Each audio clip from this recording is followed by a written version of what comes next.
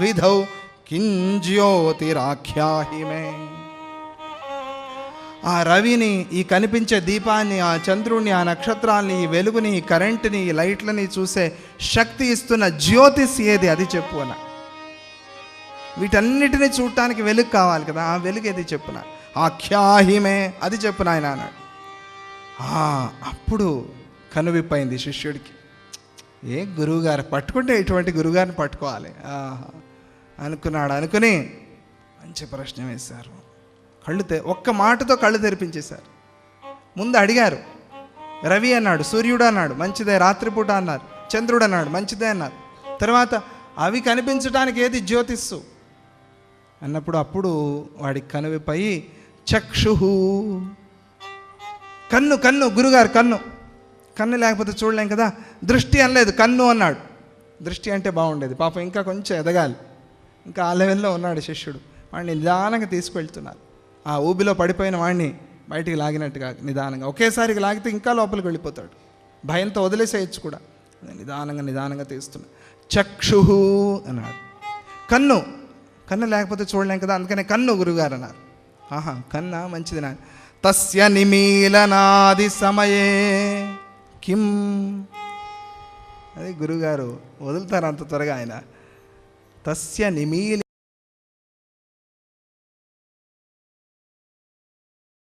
నిమీలనాది సమయే కిం జ్యోతి.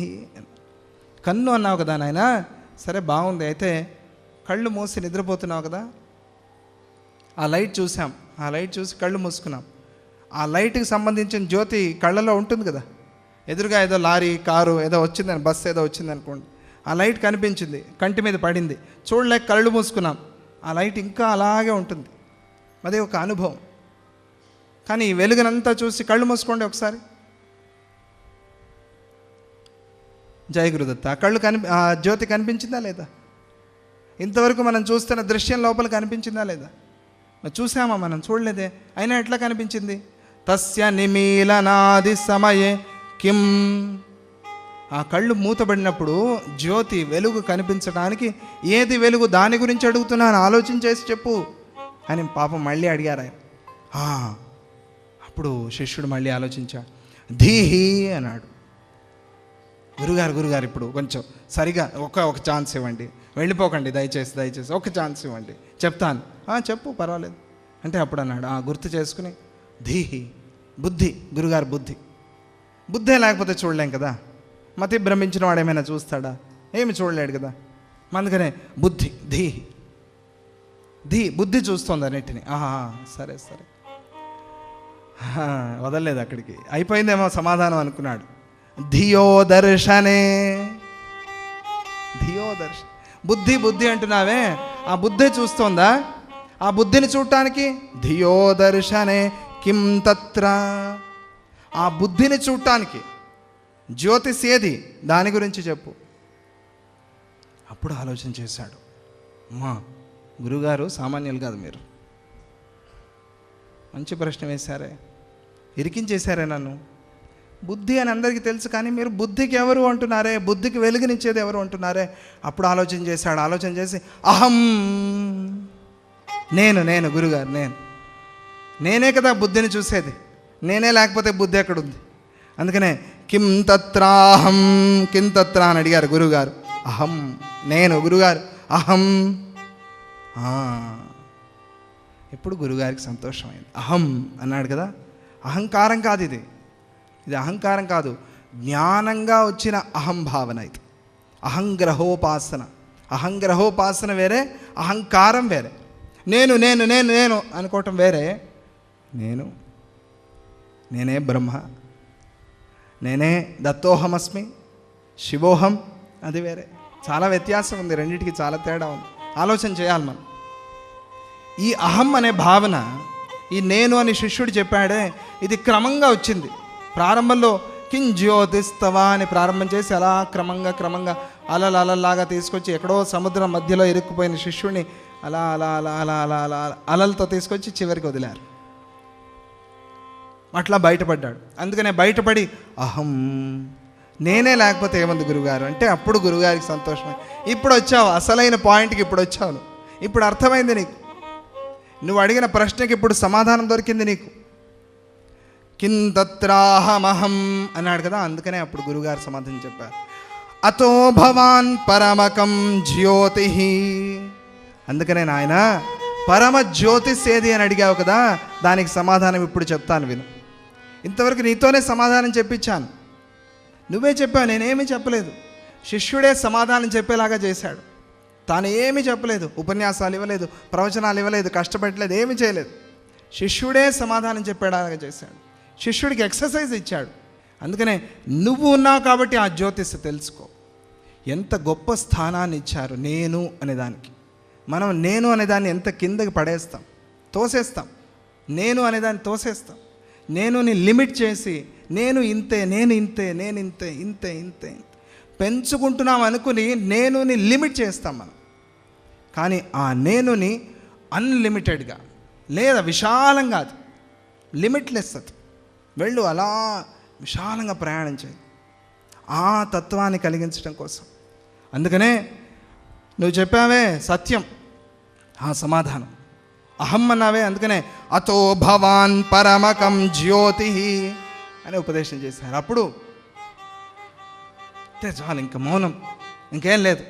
శిష్యుడు పూర్ణ మౌనం, గురువు పూర్ణ మౌనం. గురువు చెప్పాల్సింది చెప్పేశాడు. అప్పుడు నమస్కారం చేశాడు. తదస్మి ప్రభో, తత్ అని ఉపదేశం చేశాడు ఆయన. తత్ అది నువ్వు, ఆ సూర్యుడు నువ్వు. సూర్యుడు నీకు కనిపిస్తున్నావు అంటే సూర్యుడు నువ్వు చూస్తున్నావు కదా, నువ్వు లేకపోతే సూర్యుడే లేడు. ఆ స్థాయి రావాలి మనకి, ఆ లెవెల్కి వెళ్ళాలి మనం. సాధారణమైన లోపల ఉన్న ఆ శక్తి సాధారణమైన శక్తి కాదు. మనల్ని కిందకి ఇంకా ఇంకా గుంజుతాం, కిందకి ఇంకా పడిపోయేట్టుగా. ఆత్మశక్తిని పెంచుకోవాలి. అందుకనే సూర్యతత్వం ఆత్మశక్తికి సంబంధించింది.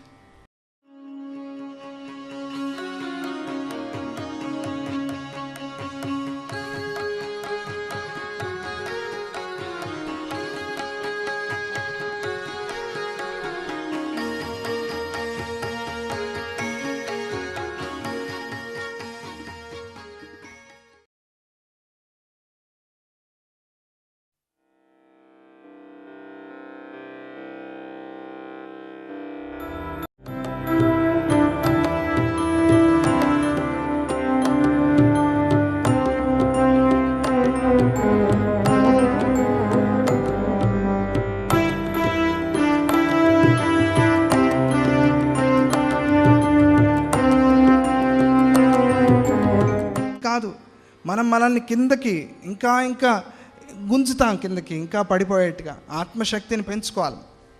అందుకనే సూర్యతత్వం ఆత్మశక్తికి సంబంధించింది. తత్ అస్మి ప్రభో, ప్రభో గురు ప్రభో, నాథ గురునాథ, అస్మి మీరు చెప్పింది సత్యం. ఆ జ్యోతిస్సు ఈ జ్యోతిస్సు ఒకటే. ఆ తత్వాన్ని గురించే మనం సూర్య సప్తాహంలో మాట్లాడుకోబోతున్నాం. అదే మనం అక్కడ కనిపించే సూర్యుడు, ఇక్కడ ఉన్న సూర్యుడు ఒకటైపోవాలి ఈ సూర్య సప్తాహంలో. అదే మాట్లాడుకోబోతున్నాం మనం. ఆ తత్వాన్ని గురించి మాట్లాడుకోబోతున్నాం. ప్రాతస్మరామి ఖలు తత్సవితుర్వరేణ్యం రూపం హిమండలమృచోథ తనుర్యజూంషి సామాని యస్య కిరణాః ప్రభవాది హేతుం బ్రహ్మాహరాత్మకమలక్ష్యమచింత్య రూపం. చెప్పండి అందరూ. ప్రాతస్మరామి ఖలు తత్సవితుర్వరేణ్యం రూపం హిమండలం రుచోథ తనుర్యజూంషి సామాని యస్య కిరణాః ప్రభవాది హేతుం బ్రహ్మాహరాత్మకం అలక్ష్యమచింత్య రూపం ప్రాతర్నమామి తరణిం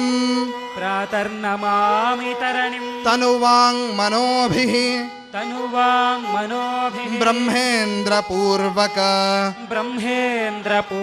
सुरैर्नुतम् अर्चितञ्च सृष्टिप्रमोचन विनिग्रह हेतुभूतं त्रैलोक्यपालनपरं त्रिगुणात्मकञ्च प्रातर्भजामि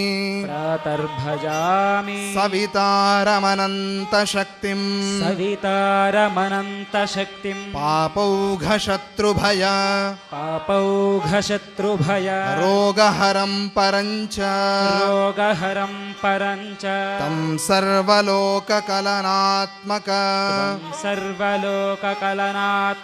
कालमूर्तिं गोकण्ठबन्धन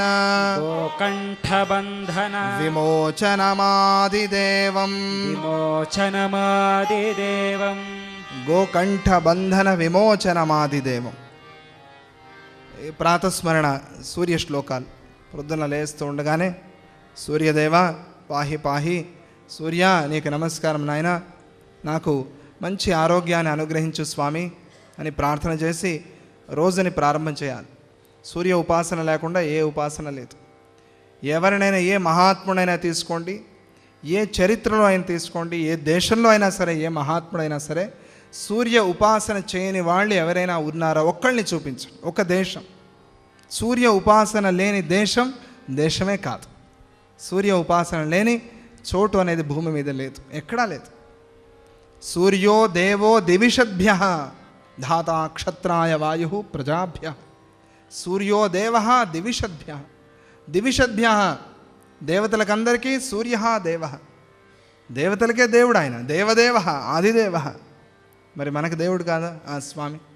గోకంఠ బంధన విమోచనం హేతుభూతం ఆదిదేవం. సూర్యుడు వచ్చాడు, సూర్యుడు రాగానే వదిలేస్తారు పశువుల్ని. కంఠ బంధ విమోచన, వెళ్ళండి హాయిగా తినరండి అని. అలాగే సూర్యుడు వస్తూనే మనం కట్టేసాం, పడుకున్నాం, మన హంసని కట్టేసాం లోపల, విశ్రాంతిలో పంజరంలో కట్టేసాం. సూర్యుడు రాగానే హాయిగా రెక్కలు వెచ్చుకున్నాయి, హాయిగా హంస ఎగురుతుంది గుర్రంలాగా. హాయిగా వెళ్ళాం. గోకంఠ బంధ విమోచన హేతుభూతం. ఆయన రాగానే విమోచన, ఆయన వెళ్ళిపోయాడు, బంధం మళ్ళీ లోపలికి వచ్చేస్తాం. బయట తిరగద్దు, చీకటి పడింది, వచ్చేసాయి, ఆటోమేటిక్గా వచ్చేస్తుంది. మనకు తెలియకనే సూర్యుడు లేడు అంటే ఏదో ఒక రక్షణ పోయింది మనకి అన్నట్టుగా. అంటే సూర్యుడు మనల్ని రక్షిస్తున్నాడు, కాపాడుతున్నాడు స్వామి. అటువంటి ఆదిదేవుడికి నమస్కారం.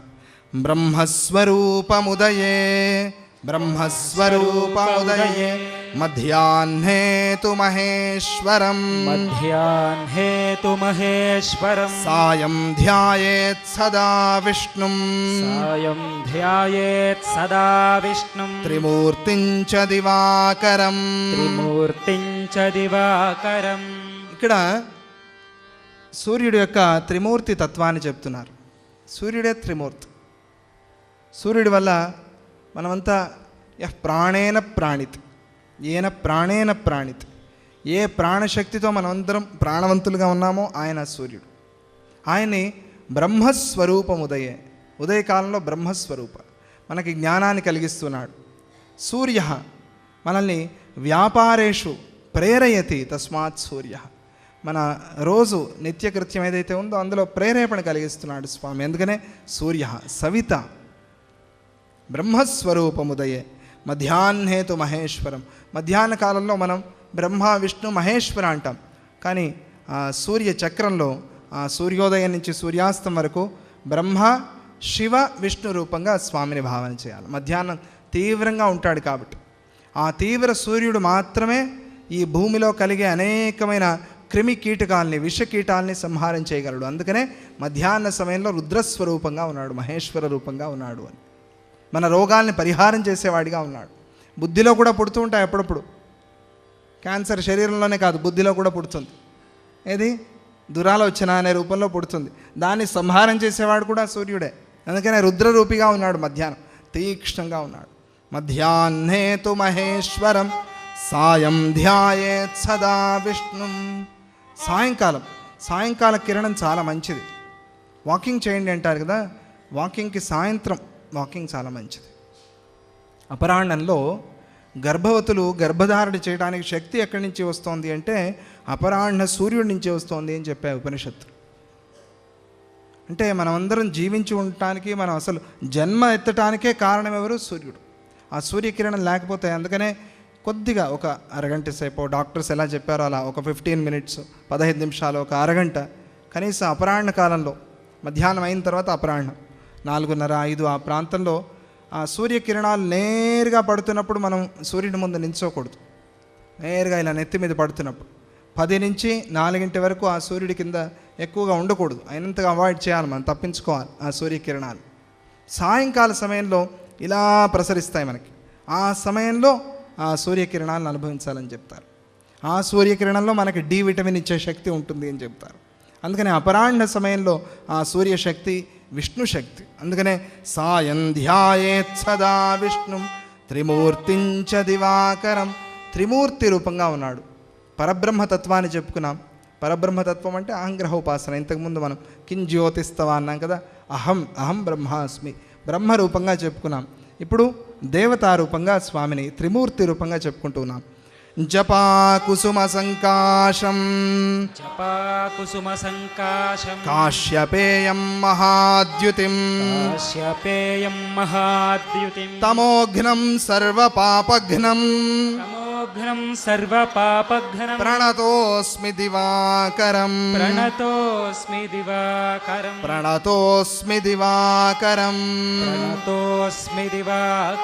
జపాకుసుమ సంకాశం కాశ్యపేయం మహాద్యుతిం. తమోఘ్నం తమస్సుని, చీకటిని హరిస్తున్నాడు, మన పాపాల్ని హరిస్తున్నాడు. అటువంటి స్వామికి నమస్కారం. ఆయన కుటుంబంలో తక్కిన గ్రహాలన్నీ ఉన్నాయి కాబట్టి ఆ గ్రహాలని కూడా మనం, స్వామీజీ మనకి దివ్యమైన ఒక మంత్రాన్ని ఉపదేశం చేశారు. కొన్ని కోట్లు దాన్ని జపం చేశారు దత్తభక్తులందరూ కూడా దేశ విదేశాల్లో. ఆదిత్యాయ చ చంద్రాయ నమః సూర్యాయ చంద్రాయ మంగళాయ బుధాయ చ గురు శుక్ర శనిభ్యశ్చ రాహవే కేతవే నమః అలా ఆ సౌర కుటుంబానంతా గుర్తు చేసుకుని, ఆ కుటుంబంలో మనం ఉన్నాం, జీతం తీసుకుంటూ బతుకుతున్నాం. ఆయన పని చేసి పెట్టాలి మనం. ఆయన జీతం ఇస్తాడు, కిరణ రూపంగా జీతం ఇస్తాడు మనకి. ఆయనకేం పని చేయాలి మనం? నమస్కార ప్రియో భాను అంత. ఆ నమస్కారం చేయటమే ఆయనకి సేవ, అర్పణ చేయటం అంత. నమస్కార సేవని ఆయనకి అర్పణ చేస్తే మనకు కావాల్సిన శక్తిని ఆ స్వామి ఇస్తాడు. గ్రహాల్లో ఒక్కొక్క గ్రహానికి ఒక్కొక్క స్థానం ఉంది. మన శరీరంలో కూడా గ్రహాలు ఉన్నాయి. సూర్యస్థానం ఏది? ఆత్మస్థానం, సూర్యస్థానం. చక్షుః పీడోపశాంతయ, చక్షు రోగాలు పోవటానికి స్వామిని ప్రార్థన చేయాలి. నమః సవిత్రే జగదేక చక్షుషే నమః సవిత్రే జగదేక చక్షుషే జగత్ప్రసూతి స్థితినాశ హేతవే త్రయీమయాయ త్రిగుణాత్మధారిణే విరించి నారాయణ శంకరాత్మనే నమః సవిత్రే జగదేక చక్షుషే. సవిత స్వీ తతు సంతానే అనే ధాతువు నుంచి వచ్చింది సవిత అనే పేరు. ఎంత దివ్యమైన పేరు పెట్టారు చూడండి. స్వింగ్ మిషన్ ఉందే అంటే ఏమిటండి? కుట్టు మిషన్. అది ఇక్కడి నుంచే వచ్చింది. ఆయన కిరణాలతో ఈ లోకాన్ని కుడుతున్నాడు. ఇలా ఉన్నాయి, ఇలా ఉన్నాయి, అలా ఉంటేనే కదా వస్త్రం తయారవుతుంది. ముందు దారం ఇలా వేసి తర్వాత దానికి ఓతప్పు